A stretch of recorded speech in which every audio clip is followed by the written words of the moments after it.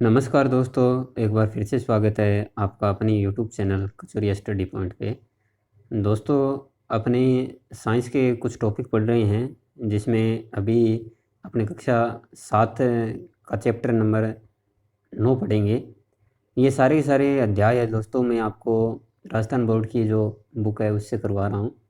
और बायो मैंने कक्षा 6 की कंप्लीट करवा दी है, अब 7 की अपनी लगभग कंप्लीट हो चुकी है। आज के टॉपिक में अपने पढ़ेंगे जंतुओं में श्वसन व उत्सर्जन। तो अगर दोस्तों ये वीडियो आपको पसंद आती है तो इसको लाइक कीजिएगा, शेयर कीजिएगा, और अगर आप चैनल पर नए हो तो प्लीज़ चैनल को सब्सक्राइब कीजिएगा, साथ ही बेल आइकन को प्रेस कर देना ताकि आगामी वीडियो के नोटिफिकेशन आपको मिलते रहें। इस अध्याय में दोस्तों अपने क्या पढ़ेंगे? अपने पढ़ेंगे श्वसन, मानव श्वसन तंत्र पढ़ेंगे, कीटों में श्वसन पढ़ेंगे, जलीय जीवों में श्वसन पढ़ेंगे, उत्सर्जन और मानव उत्सर्जन तंत्र पढ़ेंगे। तो दोस्तों सबसे पहले अपने देखते हैं कि श्वसन क्या होता है।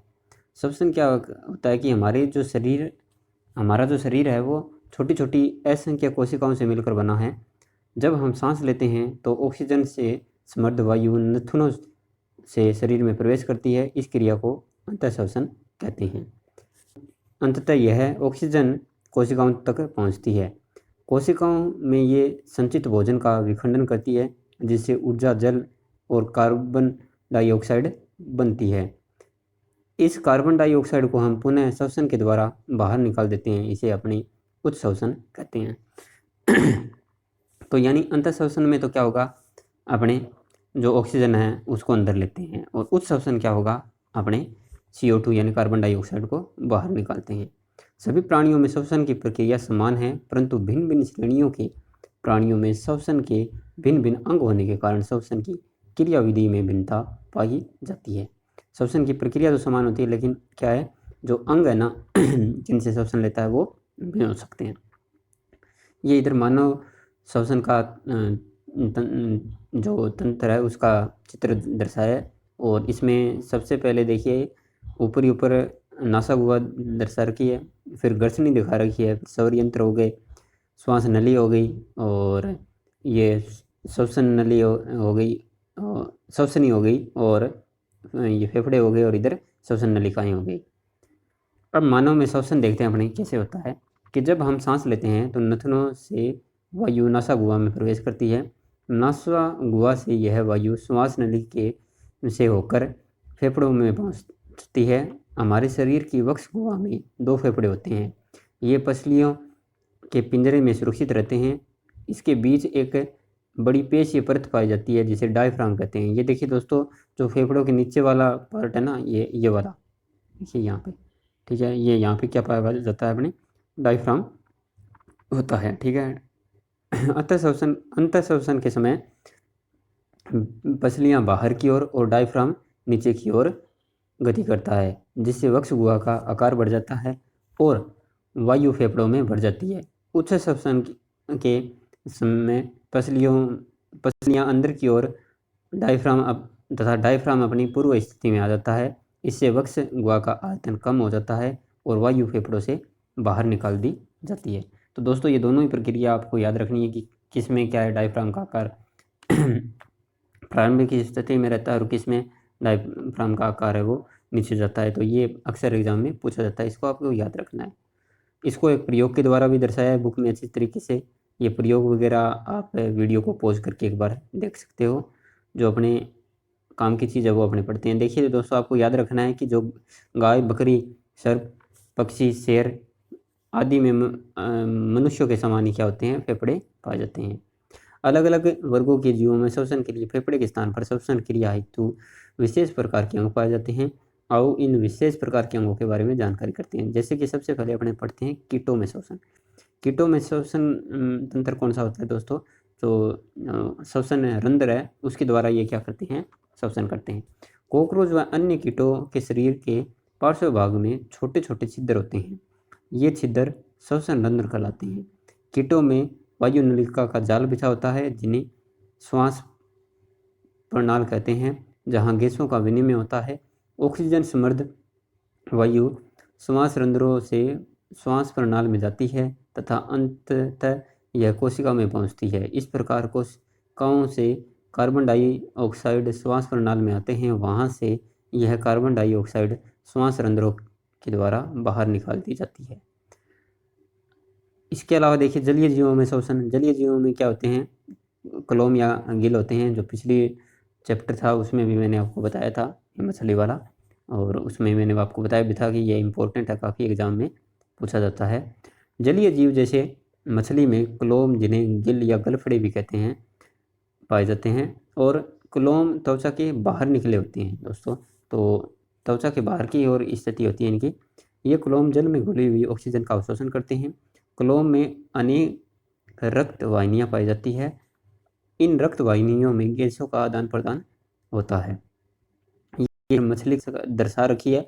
और ये जो इधर कॉकरोच है, कॉकरोच के श्वास रंध्रों द्वारा श्वसन की प्रक्रिया दर्शा रखी है।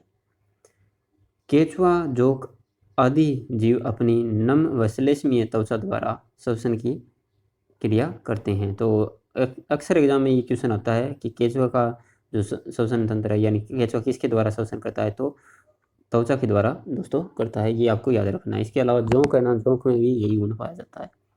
अब पढ़ते हैं पादपों में श्वसन। आप पिछली कक्षा में अध्ययन कर चुके हैं कि पादपों में पत्ती पर सूक्ष्म छिद्र होते हैं, जिन्हें रंध्र कहते हैं। इन्हीं रंध्रों के द्वारा पादपों में गैसों का आदान प्रदान होता है। तो दोस्तों जब अपनी कक्षा 6 पढ़ी थी तब इसमें अपने अच्छे से चर्चा की थी।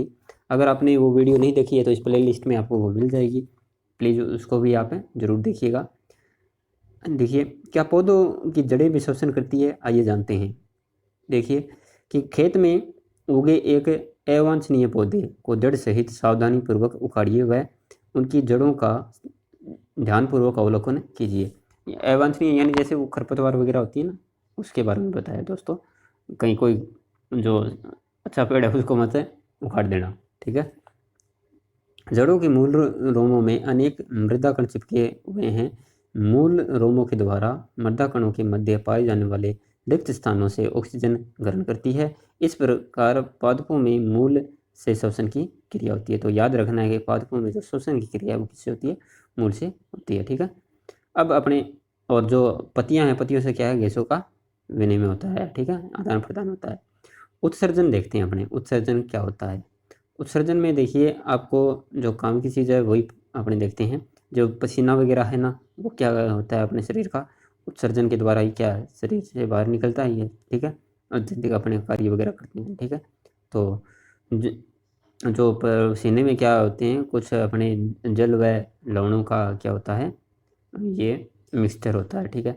देखिए कोशिकाओं में निर्मित अवशिष्ट पदार्थों को शरीर से बाहर निकालने की प्रक्रिया उत्सर्जन कहलाती है। उत्सर्जन में सहयोग करने वाले शरीर के सभी अंग मिलकर उत्सर्जन तंत्र का निर्माण करते हैं।